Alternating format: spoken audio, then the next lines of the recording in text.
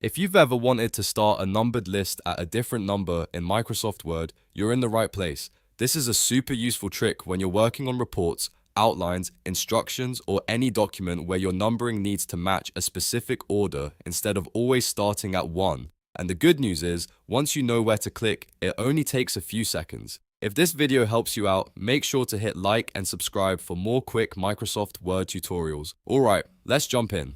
First, open Microsoft Word and open the document that contains your numbered list. You can use this method in a new document or an existing one, and it works best when you already have the list in place. Next, select your numbered list so Word knows which numbering you want to change. You don't need to highlight every word inside the list, but you do want to make sure you're working on the correct numbered section.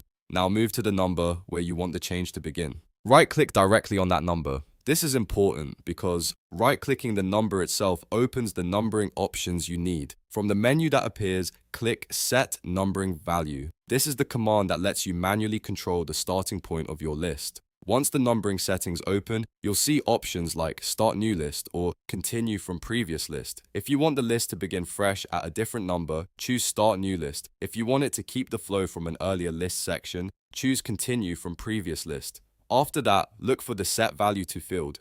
Here, type the exact number you want the list to start from. For example, if you want the list to begin at 5, enter 5. If you want it to start at 10, enter 10. Word will use that value as the new starting point for the selected number, and everything after it will continue in order. When you're ready, click OK to apply the change. You should now see your numbered list start from the number you selected instead of the default number 1. This is especially helpful if you're inserting steps into an existing document, continuing a list across pages, or matching numbering from another section. If the numbering doesn't look right at first, just right-click again and double-check whether you selected the correct list option. Another quick tip is that this works great when you need to rename or reorganize sections without manually typing every number yourself. Word handles the rest automatically, which saves time and helps avoid mistakes. And that's it. You now know how to start a list with a different number in Microsoft Word. Simple, fast, and very useful once you get used to it.